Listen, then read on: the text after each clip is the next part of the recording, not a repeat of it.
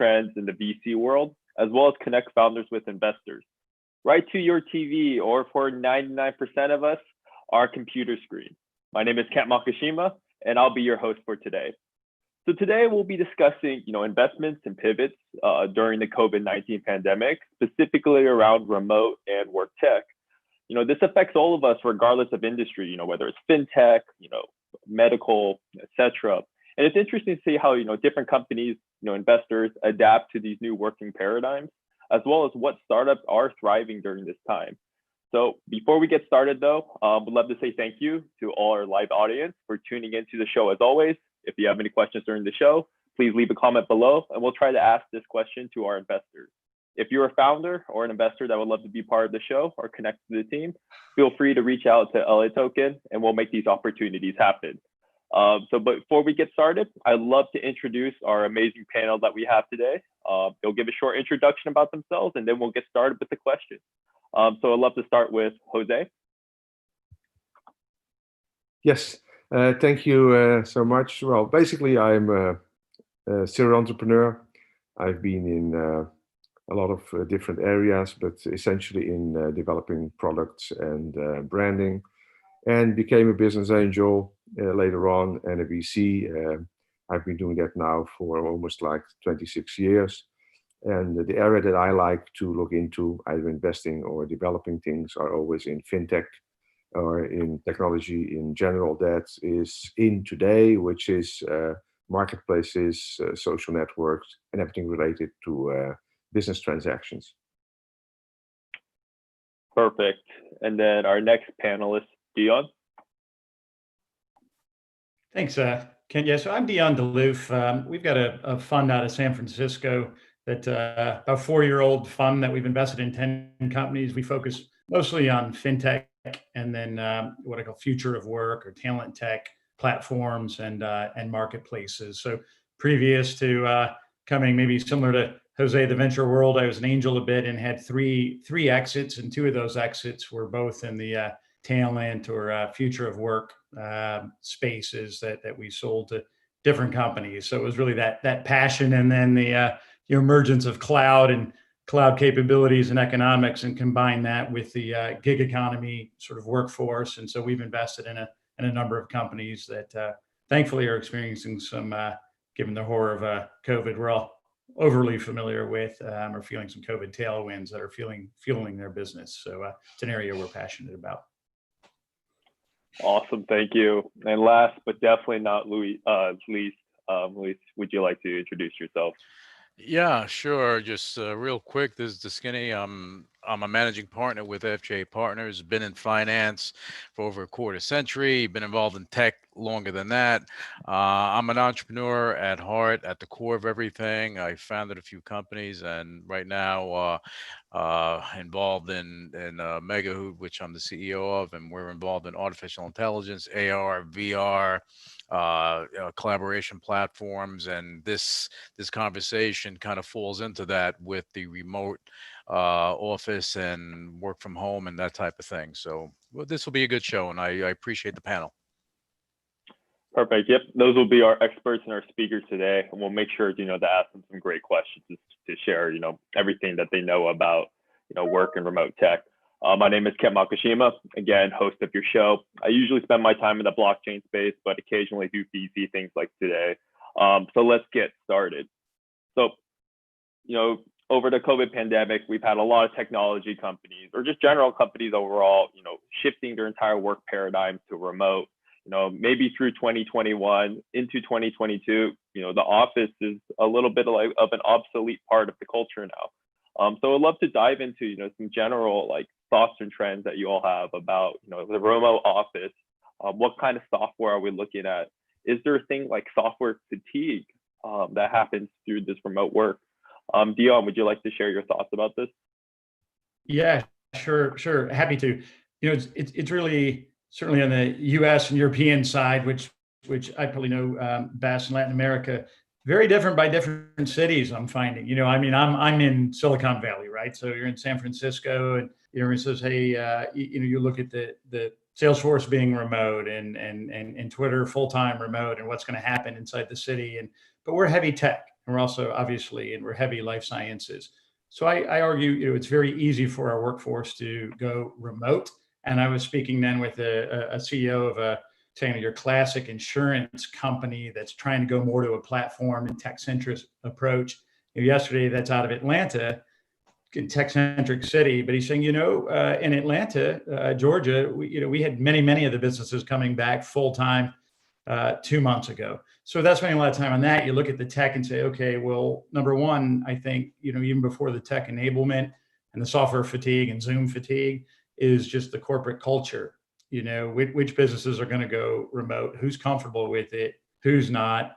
I lived in London for 7 years, and again, most of the businesses are remote there, but I'd argue in banking, finance, et cetera, that's an easier, lift and shift to do, otherwise. So, long opinion, less long is there's a lot of tools out there already right now from collaboration, and there was previously, right? We used, whether you use Slack and Telegram or WhatsApp, or, the different, and Basecamp, and I think those tools are there and you can sew those together, but how you're going to do it, functionally long-term is, I certainly believe that in a place like San Francisco, and when we're looking at our startups and we're funding them and we're talking about what's corporate culture, and we can't meet them in person like we used to. So it's harder to decide, who to invest in, but it really is, I think, going to go to 1 to 2 days a week for the tech companies that come in on occasion. And many though, I'm a huge believer in, now your talent workforce you can recruit from is now, national and global. And we're investing then in the companies that are taking advantage of that and providing sort of the marketplaces for talent and the recruitment enablement kind of technology to bring in that talent and take advantage of that larger pool. That's where I think it's going. Yeah, I think you brought up a great point. Geographically, there's a lot of changes going on. As you said, I'm based in San Francisco as well. Offices haven't quite returned, but everywhere else in the country and internationally, it's almost like it's back to normal, with a couple of new shifts here and there. Sure. So Luis, would you like to share? I saw you nodding a couple of times in that conversation. Would you like to give your thoughts about it? Yeah, well, I think that Dion hit the nail on the head with a few things. The pandemic left an indelible mark on us as a society. The remote office concept is something that it was taboo before this. You can't go work at home and work here because people think you're working home. You're playing with your kids and doing all that stuff. Right now, it's a necessity, and we've turned the corner where there's no going back to normal. There's just a new normal, the new reality where we're at. The platforms that are going to be coming out, that connectivity is important. Dion mentioned about being able to hire people. You need platforms where you can actually connect with people so you can go through your talent pool and see who you want and how they're going to work. Not everyone works good independently. So this is a learning curve that people need to get to adhere to, but there has to be balance where where you have the balance from remote and working in an office if you need to. I think in this world of ours, with all the platforms, all the accessibility, that business, if not all businesses, but a lot of businesses can be done remotely. Of course, if you're manufacturing, you have to be in the plant. But if you're doing business and everything is on the phone or meeting people face to face, then platforms like this and things, these collaboration platforms become more important to you. So having that virtual office environment is going to be key moving forward. And Jose, he knows a lot about fintech, so I want to pass the ball to him, and then I'm going to come back and chime in. Okay. Thank you so much, Luis. I would like to split this maybe in 2 or 3 different areas. First of all, I think remote was always in, and I remember that I started managing the remote teams in 1992, so quite a long time ago. And that time we would use BBS, bulletin board services, fax machine, and a few of us had a portable phone, which was a huge phone. And you could manage teams I would say up to 1,000 miles. It was not a problem. The thing is that everything moved up a lot of scales. And I've been reading some reports recently related to remote work just before COVID. And there was a projection that in the next 5 years, up to 2025, that about 30% of the population, more or less, would go into remote work. And for me, it's more a change in lifestyle than it is more a force that we need to go.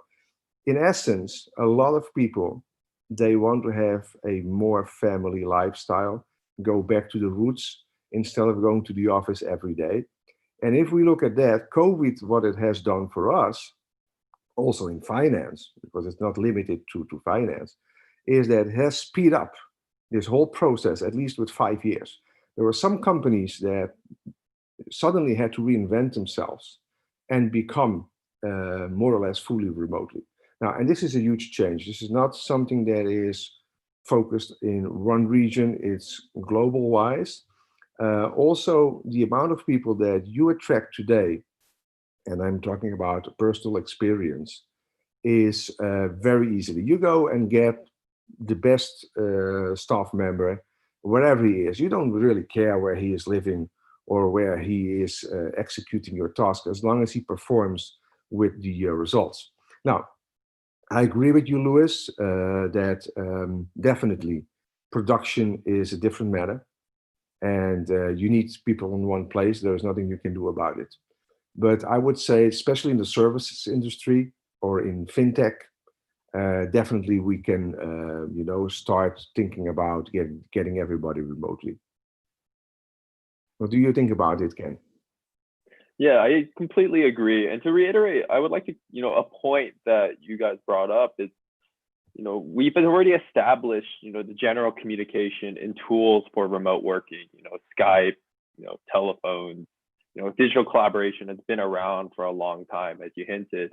But I think, there are these new tools that are coming up that we need to create, especially, for better digital and team collaboration now, but also for working alone and by yourself, as you hinted. To kind of go back to you, Louis, what tools and companies are addressing the new paradigm of working, at home by yourself? What should they address? I think that one of the things that you have to look at when you're home, and Jose pointed it out, better quality of life, spending time with your kids, your cat, your dog, your mouse, whatever you're spending time with, it's a different lifestyle. I think that if someone's alone, we're, as human beings, we're meant to be connected, and that physical connection. You don't have that, then you're isolated. That's like being in, you're just isolated. That's not healthy mentally. So I think that businesses are going to have to come up with solutions to get their people together, at least now and again, get them together so that you break that monotony of being alone, because it'll get to you psychologically. It'll get to you. So they may need some therapists there to help people. It just may happen. But I think that the areas that are going to be very important to people from working remotely is beyond the remote office. Telemedicine. Okay, the emergence of neobanks, banking, it's going to be important. Okay, and a lot of and other different areas. Even Dion mentioned insurance technology. Okay, all of this stuff is gonna wind up coming together. There's gonna be a convergence, especially with 5G coming out. All these technologies are going to be at hyperspeed. So more of this will be available for people to utilize. But as far as businesses are concerned, they should really think about the people, because we invest in people. It's all about people. So if you think about your people and what is going to be good for them during this, because this right here is going into next year, the year after that, it's not. This is the new reality we live in. So you have to think about how you're going to keep your people together psychologically while they go through this, and maybe have that balance of work, office. But if it's purely remote, they really need to think about that. Yeah, definitely seen a lot of investments in this space, along to mental health for your workers, all these remote auxiliary services that you need to supply now to keep the productivity of your staff, both Yeah, like let me, if I could technically, just, but also mentally. if I Yeah, can go add on to that. Now, ahead. there was something that you mentioned. I don't want to forget because I think it's important. There is a company that just went public recently, and they created an app for, meditation, and they have this Mhm. whole thing for the office. So that's a good point. I forgot to mention that, but that is a good point. Yeah, and I will actually let's take that and let's dive in a little bit more into investments during and during this time in remote and work tech. Dion, is there any like specific tool or like startup that you're like looking at, that are interesting investment spaces in the work and remote tech areas, or auxiliary to this space, like meditation, Sure. insurtech, fintech, etc. Sure. Well, as Louise mentioned, I mean, start looking at the pure talent tech. So, how do we recruit them? Then we have our employee. How do we pay them? So there's a fintech angle to that. How do we track remotely if it's a business where you need to, see a number of apps that are more kind of in your time card, tracking space, and then the same day space for that employee. So if you look at all the different areas, and then, the large, well-known tools, your Slacks, Trellos, Asanas, Zoom, Dropbox, Basecamp, that's there. But without promoting shamelessly promoting our investments of companies is, I'll use an example in that ethos of not necessarily naming them, but we have like one of our companies, and I see this more in the talent piece of it, and a bit of fintech, because there's a same day pay angle, is a platform that your traditionalist nurse recruitment companies with recruiters and offices and what have you. And COVID's certainly been a tailwind for them, and they're doing great work. But they came up with an idea to say, okay, why don't we take all the nurse credentials, which was a real kind of a pinch point for nurses to be able to do gig work. So one day, a traveling nurse, 6 months, 3 months, kind of these gigs. And they said, a lot of times it was the credentialing that there's companies that do that. They charge a lot of money. It takes a lot of time. And they said, why don't we put the credentials on blockchain? So they started their existence saying, hey, could we get 37 to 50 hospitals, which they did, nation's largest hospital systems in the US, to accept the credentials on blockchain? What was interesting, their pivot is they weren't making an awful lot of money on that, but all of a sudden they had 3,000 credentialed nurses on the platform. And so now if you think like Uber for nurse, the hospital can go on the platform and select the nurse. The nurse gets paid more than a traditionalist recruitment company because they don't have that overhead. They maintain their margin. And then they came up with the idea more of a fintech, which more than half our investments are pure play fintech, kind of bill payments and FX exchange, what have you. But in the talent side of it, they said, what if we could pay that nurse at the end of his or her shift every single day for 4% less? And there's different companies. The small one I just recently heard of, a medium, immediate it's called, and what have you, that are sort of in the payment space of it. So, when you ask Kent, I mean, sort of innovative, sort of new approaches. When I think like remote, and using an example with nurses, is okay, really what I want to do as a company, if I'm that hospital system, I'd love one provider, but even if I have to have 3 that are integrated, but they're innovating where I say, okay, you've got an innovative way to find the talent, you've got an innovative way to pay them every single day. And then on the wellness, career development, I'm looking at different, companies that are saying, I'm assuming that the workforce is now fully remote. There isn't HR, there isn't classes inside my company. There's always been computer-based learning, but what kind of courses and things. And so, all right, I can do the full life cycle of how do I have a really happy, fulfilled employee. And I think there's a lot of startups, right now, and particularly the ones that maybe started, if you look at, they raised a couple $1 million of seed money, a couple of years ago, are certainly taking advantage now. They're sort of hitting their product market fit. They've got some revenues. And I would say, maybe I'm thinking of 10 different conversations with companies recently in sort of those spaces I described, where like, in COVID and the remote workforce, what it's done is taken our business development cycle that was probably a 5 or 8 years and shrunk that down. And we're doing it all in a year because everyone's trying to solve the problem. So at least they're talking to us. At least the client is paying attention to what we're pitching, which before that was very, very, very difficult. I'd love to pass the same question to you, Jose. Maybe tacked on with like another additional question about, Dion mentioned it briefly, but the economics are changing as well. It's a very saturated space with companies coming in. Like we are remote work companies. we've been around for 5 years, but now we've hit product market fit. So, invest in us. I'd love to get your thoughts there. The way things are going, it's more in converging technologies. Also in remote work, you will see that a lot of these solutions that are on the market and that get very mature and that people use a lot. And eventually they need to converge with something else to just improve it. Now, there are some big suppliers on the market. I'm remembering like two of them that, in my opinion, are dominating that area. But other solutions that probably are more flexible and are more focused on a certain specific area may have quite some traction, especially if you would think about what's happening today. I can tell you that I have a lot of developers that I've met that they go and live in Bali, as an example, right? And they stay there and they work remotely, and they want good weather. Some other developers, they want to spend the winter, somewhere else, and they move to Iceland. So the mobility today is in such a fashion that people want to have solutions that they are not tracked to one place, that they can just take with them. It doesn't matter where they are. And that is solutions that can enable you to work remotely, essentially from your smartphone, more or less. Now, we all know that the laptop is still the tool by selection, but I can tell you that those folded phones, if they develop a little bit further and they're able to replace, for example, let's say the iPads, more or less, and it gets more mobile and you can put it in your pocket, then suddenly you will see a lot of people moving into that direction, taking those folded mobile phones that they can have a bigger screen.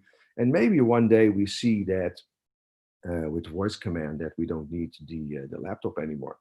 So I think there's a lot of things going on, especially in the coming next 10 years. And as said, I've spoken to a lot of companies that had a lot of problems because suddenly, they had their whole workforce more or less blocked down in their homes. And they had to reinvent their whole business because otherwise they simply would shut down, would not be possible. So this means that some of these companies had to make a jump, more or less, maybe 5 to 10 years in their programming, because some of these companies were still working with technologies that were 5 years old. And now suddenly they need to work with technologies that, that it's for the next coming 5 years. You cannot just adopt something which is for now. So I definitely am on the lookout for what I say converging technologies. And converging technologies is a combination that enables you to work from one place wherever you are, and that you don't need to jump, from 1, 2, 3, 4 suppliers. That basically you have 1 or 2 suppliers and that's it. Mm-hmm. And then, a follow-up question to that is, you talk about looking out 5 to 10 years that remote work and all the emphasis there. When companies do go back to the office, do you think they'll either take these new processes with them and incorporate it, or do you think there'll be a slight return to the older processes that they were used to before this shift? To be honest with you, I don't see any advantage of going back to the office unless you just want to get together from time to time. So this whole office space that we have up to now needs to be reinvented somehow. And you have another problem, which is that the housing, and the way I always explain is like this. We have been putting people into housing like chicken farms, right? Creating those huge condo buildings, very small spaces, and basically if you look at it, there is no real quality in it, okay? But since you spend less time and you are going to your office, right? So you can still manage it. Now, this whole environment is changing very rapidly. So it's not only a question of the tools, it's also a question is how you're going to adapt the housing, which is not prepared, and how you're going to adapt these offices. And it's not by accident that a lot of top companies are, especially in the service sector, they are thinking of, just closing down their offices. Because look at it like this: the amount of energy that you need to produce just for going from your home up to the office and the amount of time that you lose, it's really not an efficient process. What would be efficient is that you from time to time get together and that the whole remaining procedures are done remotely. Um, Before COVID, you already were seeing a lot of people working at Starbucks, for example. The smaller companies, they would work at Starbucks. And I agree with Louis that there is a isolation problem, okay? But for a lot of people, they adapt, and what they do is they go and work in public spaces. Now we have this problem that, unfortunately, COVID has forced us, into isolation. So you cannot go to these public spaces. But once this is more or less behind, people will go back. My opinion is that the way I see it, and from reports, is that this is a non-reversal process. It's an ongoing process, and after COVID, if we are lucky, nothing happens again, then maybe quite a big percentage will go back to the office. But the first hint that we get another problem, everybody is back home, and everybody is, working remotely. So why not tackle the problem right away instead of waiting for the next COVID? Okay. I think that, that's a great point to be made. But, still, like, a lot of archaic industries, might have a little bit difficulty switching. Luckily they've been forced to switch more or less now, but it'll be interesting, how we'll see them adapt, 10 years down the road. Luis, you talked earlier about fintech. Finance is one of those regions that, it is an archaic industry that does thrive on, a lot of personal interactions to get business done. Any, trends have you seen in the fintech sector that, relates to this new, like, remote work paradigm? Yeah, I want to expand on some thoughts, and I'm going to go into that. The remote work environment, it's evolving. Companies, they need to adapt. If you think about it, one thing that every big company and small company, they learn time management. They learn that, wait a second, this person's working from home, so that hour to travel, that hour for lunch, that hour to get home, that's 2.5, 3 hours a day of productivity gone. So basically, they kind of learn that they can get more out of a person if they are working remotely. Okay, if they can handle it, so that's the benefit. We've seen it with banks, we've seen it with other institutions, any service, and anything in the service industry, they were able to go and do this. Now, to talk about fintech, fintech is going to be very important. When you're working remotely, you have a lot of smart people that are developing these platforms and these portals, and security is of the highest importance. Privacy and security. You mentioned about communication. This is where artificial intelligence comes into play, and machine learning, where you have the portals where they have a chat box where you're able to communicate a lot more efficiently with getting the right answers, or having something geared towards you. You have a lot of payment portals, everybody knows PayPal, Zelle, Venmo, Square, and you have a few others that are out there, and it's making it easier for people to conduct financial transactions. Big banks, they're utilizing the technology as well, and they're getting involved with it. They're making alliances with these portals in order to make it easier for people to perform transactions.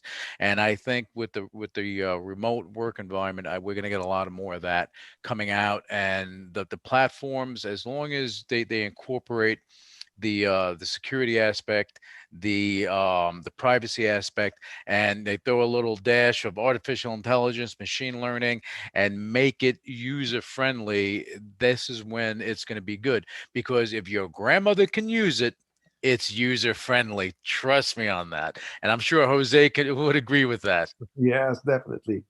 Yeah. Grandma can use it, everybody can.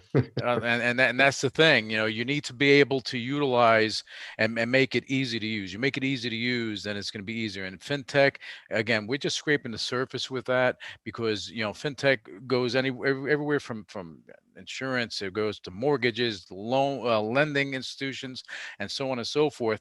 And there will be a convergence, and all this is coming to a head. Everything's coming to a head, and they're gonna figure out how to get it together. When that happens, we're gonna go from here to here, and the environment's gonna change. We have to adapt. Businesses have to adapt. If they don't, they will die. I promise you that. I think you brought up a very key point there, is that, with all of this digital, data ecosystems being created, the key thing that every company needs to consider is the security of their data, especially, remotely, who's accessing it, can it be manipulated, sprinkle in a couple buzzwords in there, AI, etc., makes it all better. But, going to you, Dion, you talked about earlier, you had a portfolio company that, addressed, accredited status on the blockchain for nurses. Do you have any thoughts about how to handle security of data moving forward into remote environment? Yeah, certainly, and maybe I'll digress just a minute, but I think on the maybe future thought for further in our conversation is just pre everyone going as remote, forced remote is many studies would say, okay, the average permanent role was 2.3 years in duration. So that kept coming down, right? And now all of a sudden, and I go back to the culture and then the tools of how you work is going, okay, well, if it was actually that short for most roles, but most companies weren't remote, now all of a sudden we're all going remote, and there's a lot of speculation. Okay, what's going to happen is that, is the full-time permanent role becoming closer and closer to the gig economy, sort of the, contractor, freelancer type of thing, and then you take that as it's sort of like your x-axis, and your y is then going to be, okay, well, now I have a worldwide pool and a lot of skill sets to recruit from, and you're seeing just dynamic change. So then you go back to the innovative companies that are sort of servicing that change. And I'd say if you're a startup, make sure you're well integrated with the more established, Slack or what have you, but with what you're offering is very unique. But yeah, coming back, I mean, the InfoSec piece of that, if you will, is, yeah, I mean, we invested in one company, a number of years ago that was really all about security at the device level. So I think it was Luis mentioned, with 5G, low Earth orbit satellites. Okay, now all of a sudden, the worry on information security is at the mobile device, not as much at the, still always will be, but at the at the laptop level, if you will.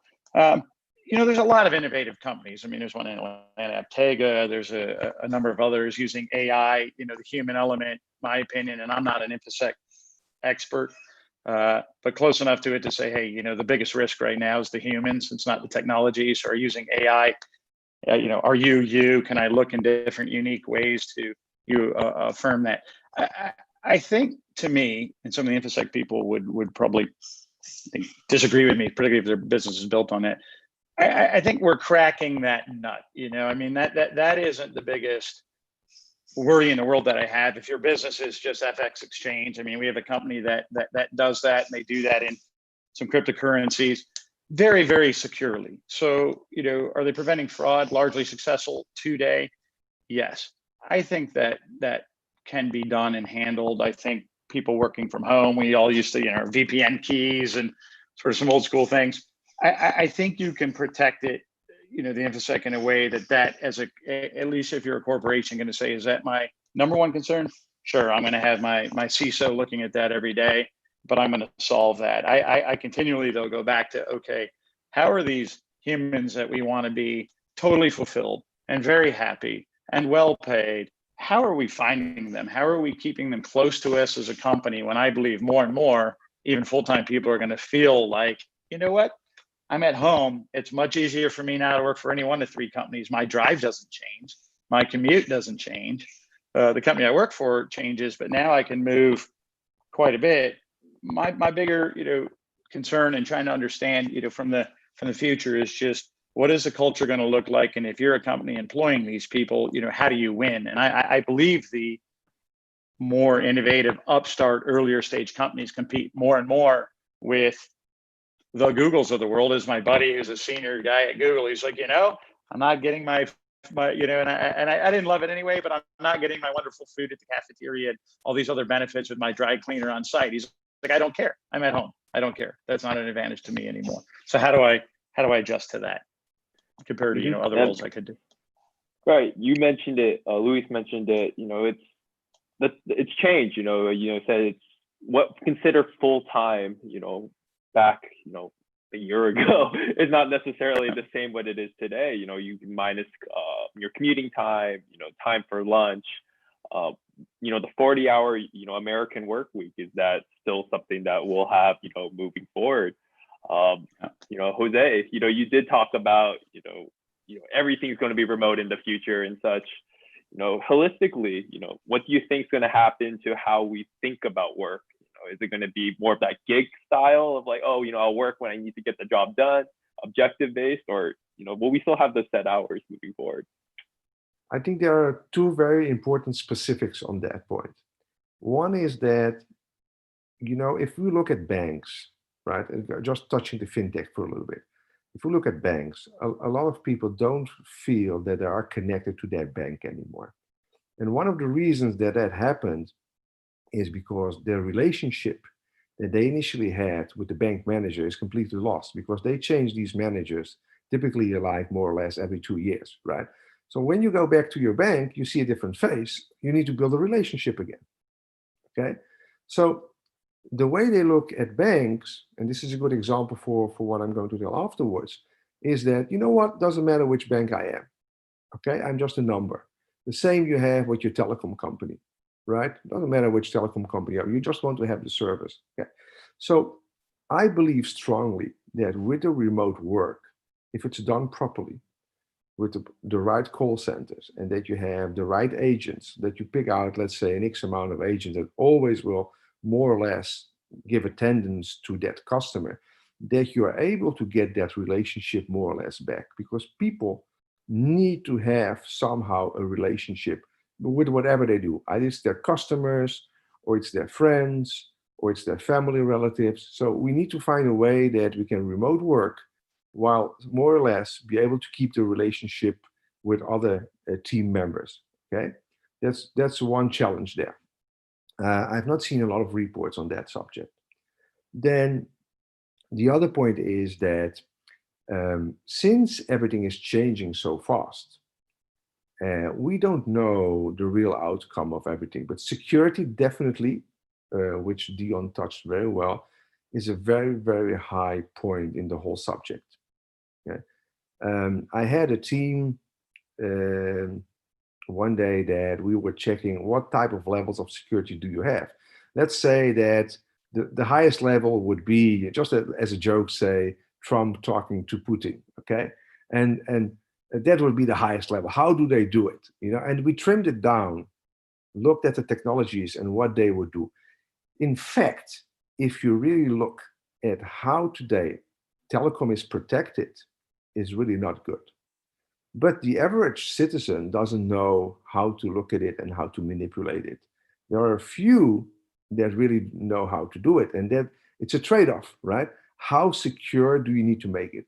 And if you want to have it very, very secure, then you need to go back, in essence, to the hardware, and you need to exclude a lot of things.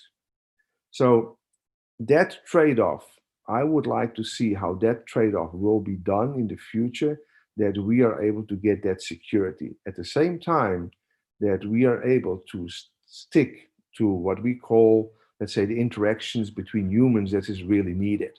We don't like to be a number. Now, what do you think about that, Louis? I agree with you on that. That interaction, that human feel, that connection, we need that as human beings, because we are by definition, we're pack animals, right? We need to come together. This is why as soon as things opened up, you had people going to house parties and gathering together all over the world and spreading the coronavirus all over the place, because as human beings, we're not built to be alone. And that messes you up psychologically. On the banking end, you need that personal touch.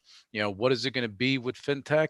I think that even you have the rise of the neo banks. I think that a point's going to be missed, because that personalization is important. That's what's going to want people to want to deal with the bank. You can go and have the bank for convenience, but it comes to a point, if there's something wrong, what are you doing? How are you going to go and you need to speak to someone? You have people that are getting older, the elderly, maybe they need to speak to someone. They can't get to the bank. So what do? Maybe you incorporate some sort of video or something so they can communicate with people. They can see and feel and see, hey, you know what? I'm not a number, I'm a name. And things like that are going to be very important. A lot of people aren't thinking about it. I think that the banks are going to incorporate this because they need the people. They can't eliminate the people. You can go and you can automate a lot of things. You can't automate the personalization because the robots aren't going to do it yet. They'll get to that point. We're working on some stuff, but it's still a far out thing to have that emotion, and have that feel when you're dealing with a banking institution, but the neobanks, they're not going away. I think that there's going to be a hybrid something happening. There has to be, but that's a good point. Yeah, I'd like to dive into a point that you just made. I don't want to throw my personal bank under the bus, but I had to call, regarding COVID, I got stuck on the line for 4 hours. Because I do want that personal interaction with that call, but where do you think technology fits in outside of just video chat to address maybe just the scale that's involved, from a neo-banking perspective, to get all these customers that, want this personalized experience? You only have a finite amount of employees. How do you address, this moving forward? I think machine learning is going to be a big part of it, because when you incorporate that, you have that personalization, that individualization that transpires. So if you're able to do that and incorporate, like you have chat boxes, you have AI, you have all this stuff that's going to be involved. If you create a platform within what you're doing, whether it be on financial, whatever it is, okay, if you incorporate something like that so that it can communicate.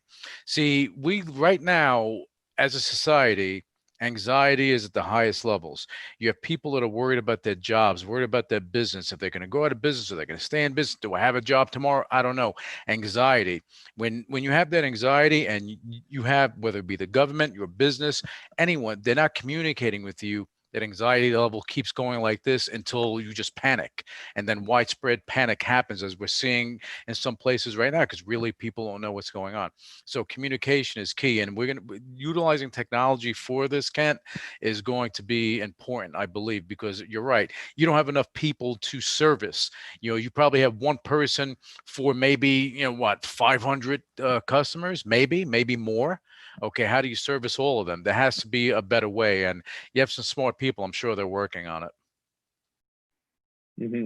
And then just throw, a random, actually, I'd like to follow up. Dion, I saw you, shaking your head very enthusiastically during that, spiel going on.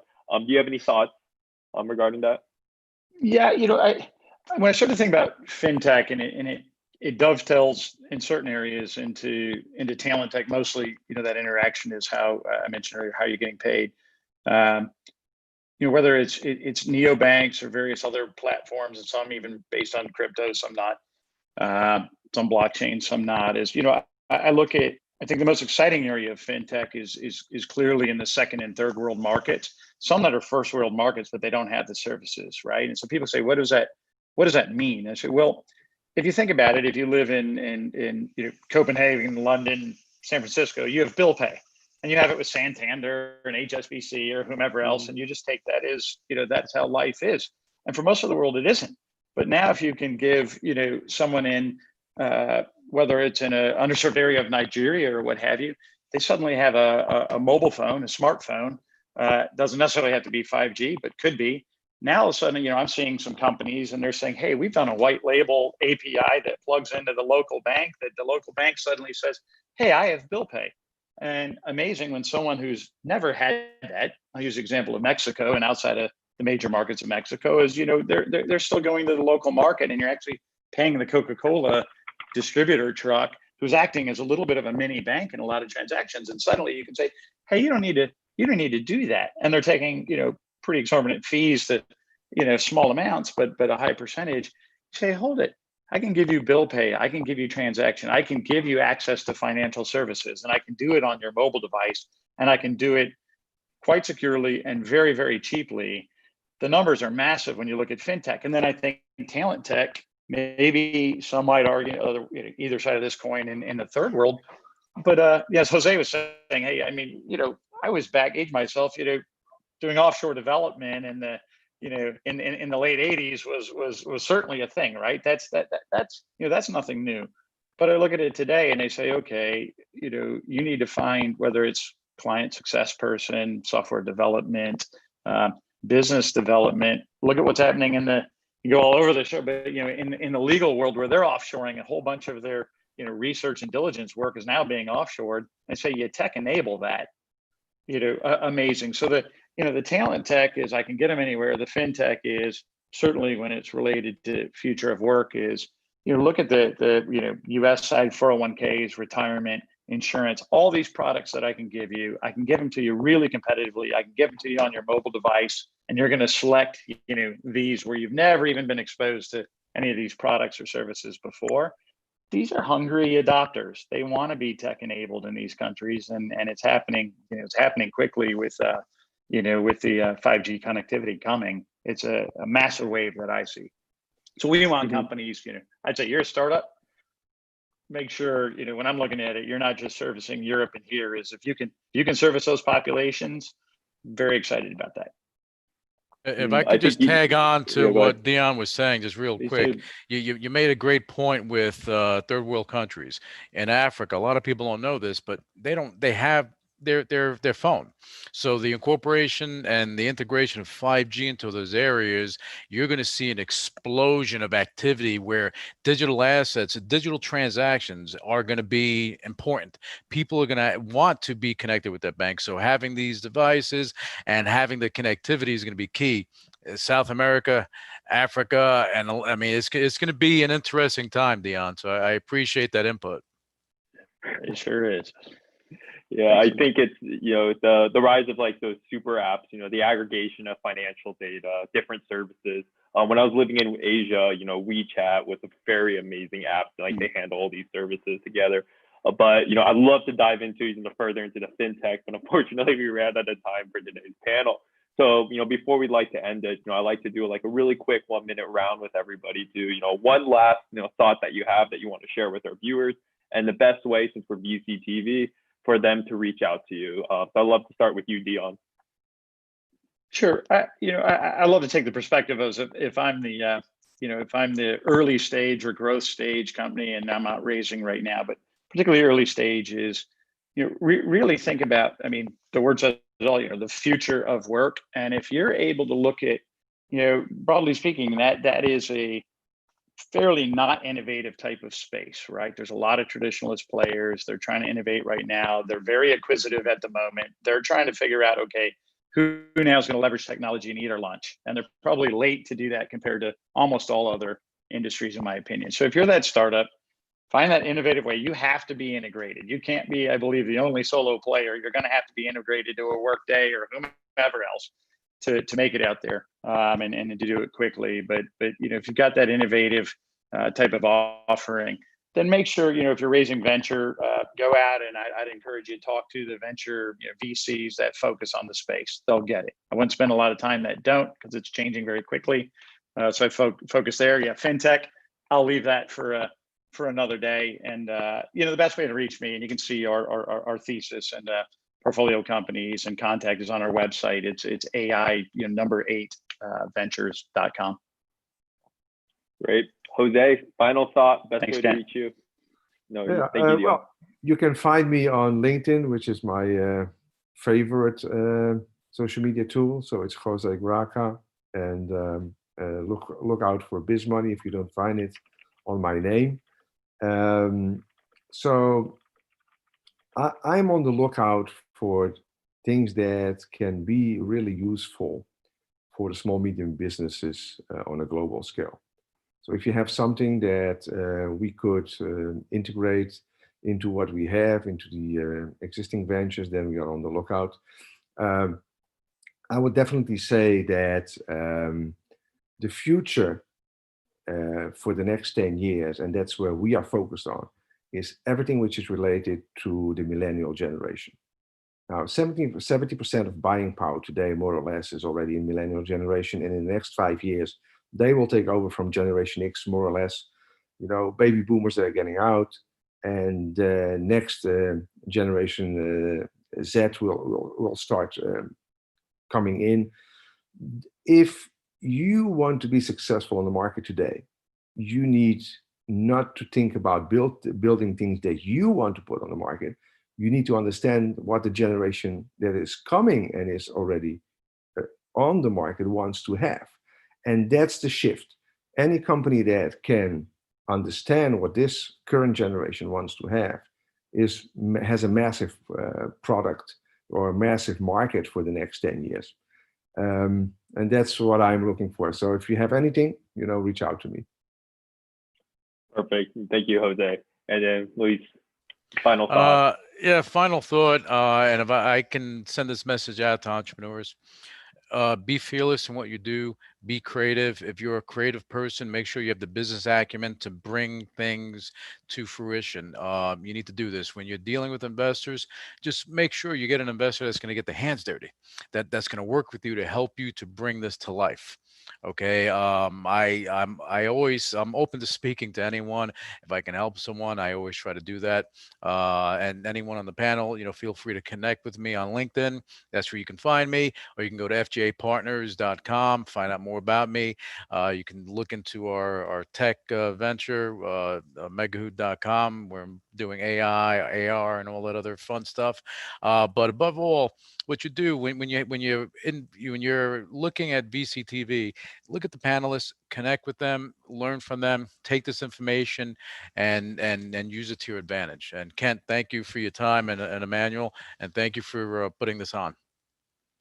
No, thank you. Thank you for coming today. I like just, brief point to aggregate what everyone says, reach out to VCs, whether you're investing or you don't investing, you have great insight to share about trends, your company, etc. So don't be afraid to reach out and take advantage of that knowledge source. Again, this is VCTV. If you like what you saw today, please drop a like below, subscribe, leave a comment. But otherwise, thank you for your time today. Thank you to our panelists, and goodbye.